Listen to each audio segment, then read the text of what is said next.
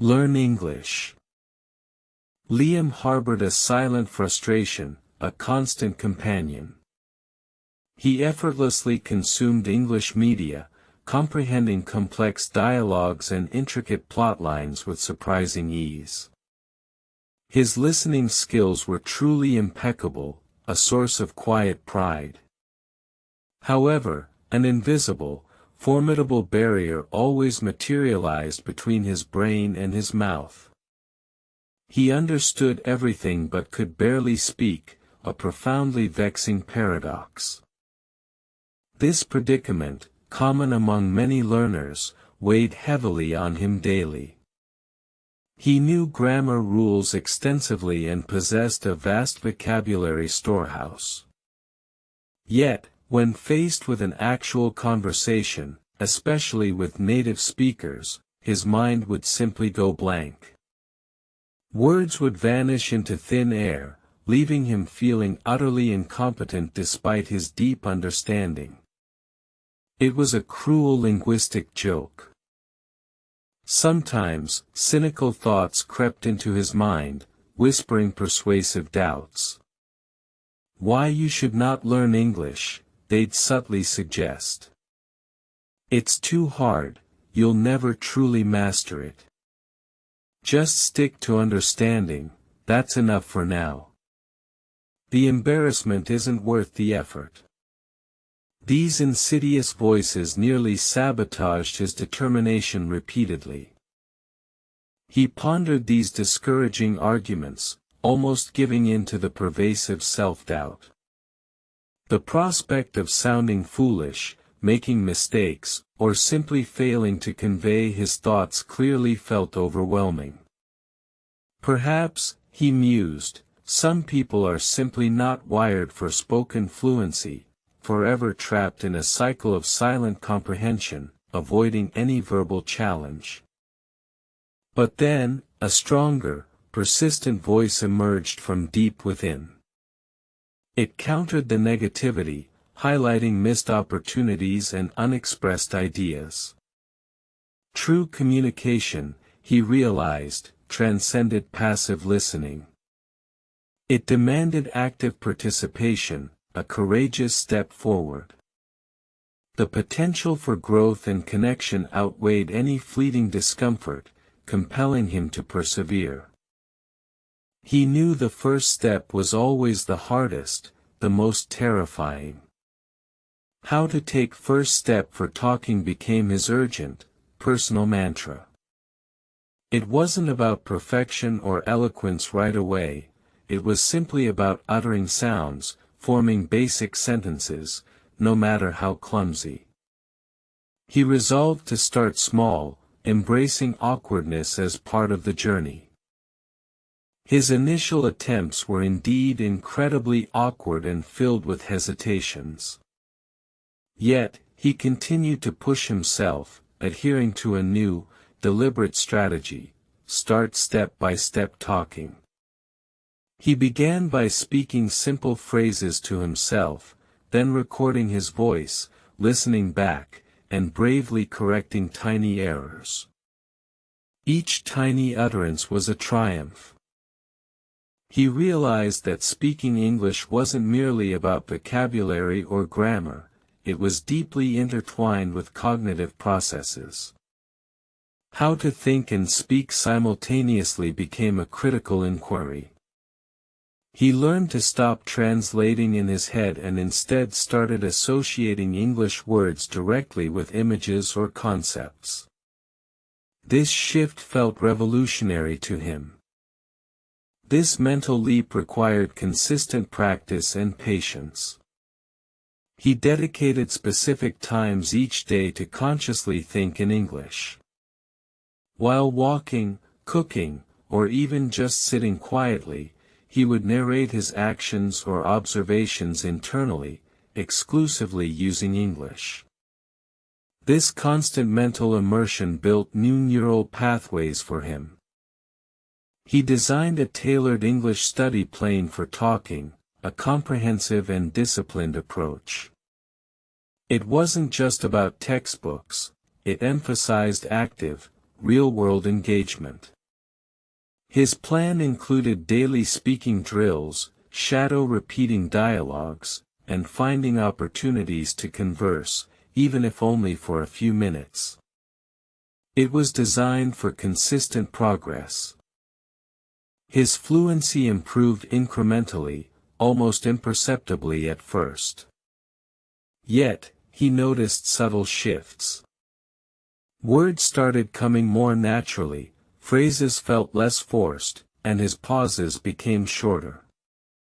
How to improve your fluency was no longer a mysterious concept but a tangible, achievable outcome of his diligent, persistent efforts. He committed to speaking aloud every single day, even if only for 5 minutes, to himself in the mirror. This consistent, low-pressure practice environment helped build muscle memory for his mouth and tongue. He repeated common phrases, practiced intonation, and worked on connecting words smoothly, steadily boosting his confidence. One major breakthrough came when he started mimicking native speakers' pronunciation and rhythm. He used podcasts and YouTube videos, pausing frequently to repeat sentences exactly as he heard them. This active imitation helped him internalize natural speech patterns, making his own speaking sound more authentic and less robotic. He joined an online language exchange group, a brave step into real interaction. His first few conversations were nerve-wracking, fraught with stumbles and misunderstandings. He experienced moments where he thought, "I understand English but I can't speak well," confirming his past fears, but he refused to give up. Instead of dwelling on mistakes, he embraced them as vital learning opportunities. Each mispronounced word or awkward sentence became a data point for improvement. He started asking his conversation partners for gentle corrections, actively seeking feedback to refine his articulation and expand his expressive range. This positive mindset fueled him. He began reading English books aloud, focusing not just on comprehension but on the sound of the words. This practice helped him connect the written form to spoken sound, improving his rhythm and overall fluidity. He found that reading stories aloud made the learning process much more engaging and enjoyable. He also started watching English movies and TV shows without subtitles, or with English subtitles only. This forced his brain to process spoken language directly, rather than relying on translation. He would pause scenes and repeat lines, acting out short dialogues to internalize new vocabulary and idiomatic expressions. He understood that language learning was a marathon, not a sprint. There would be good days and bad days. Some days, he felt completely discouraged, his progress seemingly stalled. Other days, he felt a surge of triumph, effortlessly articulating complex ideas that once seemed impossible to voice. He kept going. His internal monologue gradually shifted to English. He found himself formulating thoughts, planning his day, and even dreaming in English more frequently. This naturalization of the language within his mind was a clear sign that his methods for how to think and speak were truly working effectively. It felt liberating. He understood the profound importance of why you should practice speaking consistently. It wasn't just about memorizing words, it was about building confidence, developing muscle memory, and overcoming the psychological barriers that often hinder learners. Regular practice transformed his fear into comfortable routine.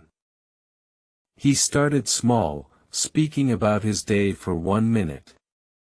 Then, he increased it to 2, then 5, gradually building his stamina and comfort level. He knew that consistent, even brief, practice sessions were far more effective than infrequent, long, overwhelming ones. Small wins accumulated powerfully over time for him. He practiced describing objects around his house, narrating his actions, and explaining simple concepts to an imaginary audience. This self-talk, though seemingly strange, was incredibly effective for him. It allowed him to experiment with language in a low-stakes environment, free from the pressure of real-time conversation. He also diversified his speaking partners.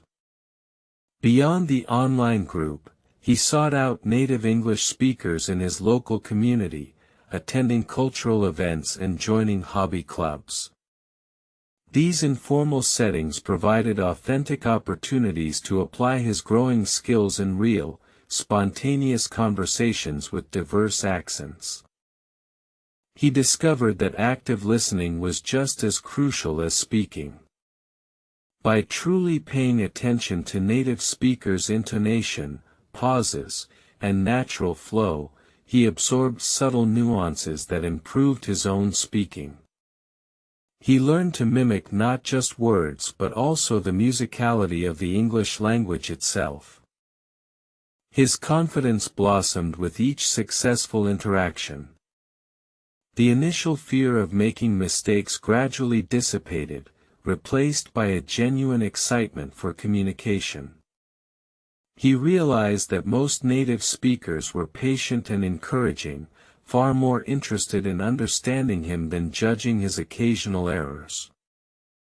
He began participating more actively in team meetings at work, volunteering to present ideas in English. The initial nervousness was still present, but he pushed through it, focusing on conveying his message clearly. Each presentation was a testament to his progress and growing self-assurance in a professional setting.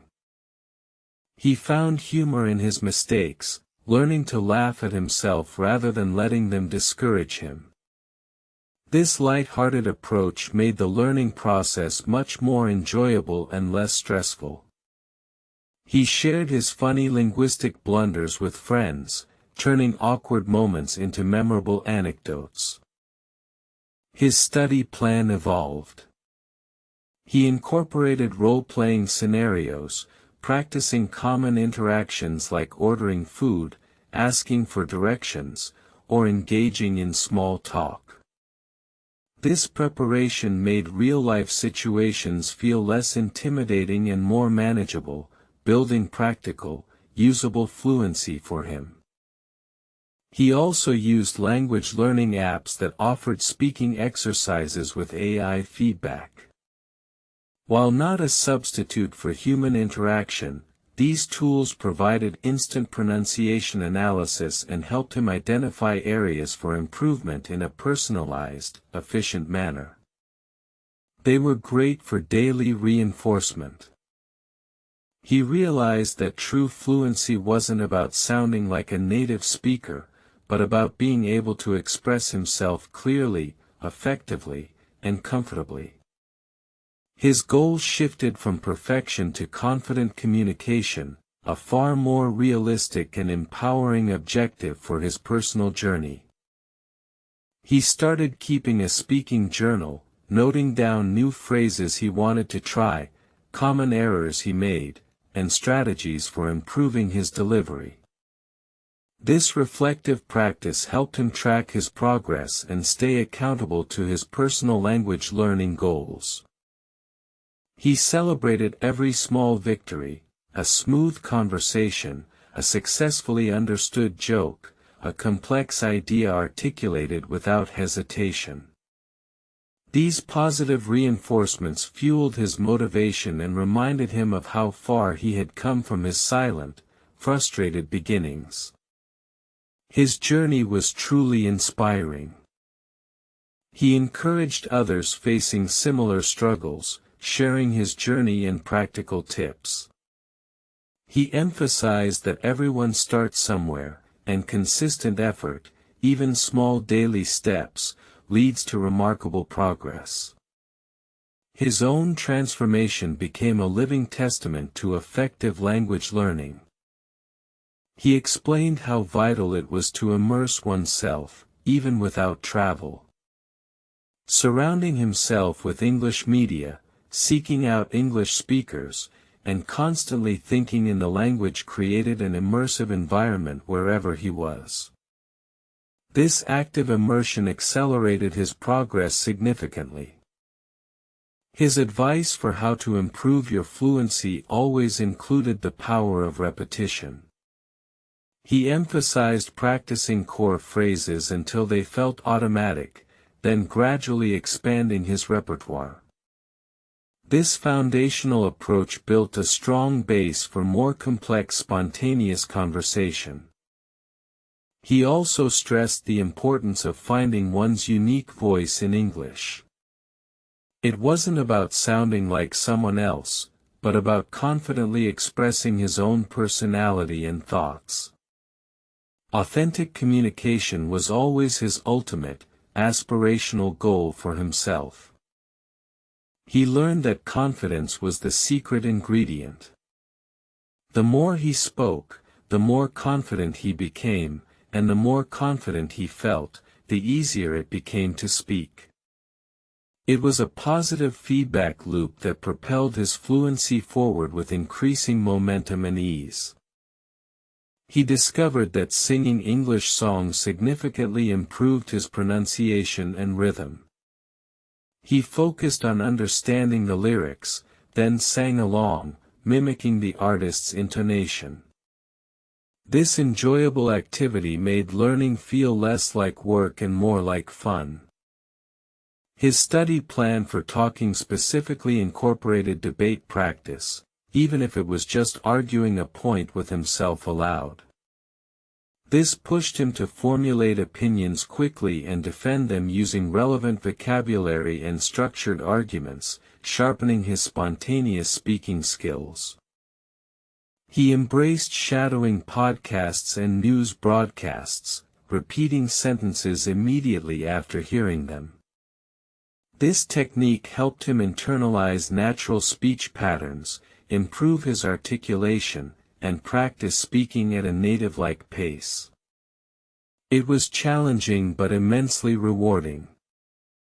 He often recorded himself explaining a topic he knew well in English, then listened back critically.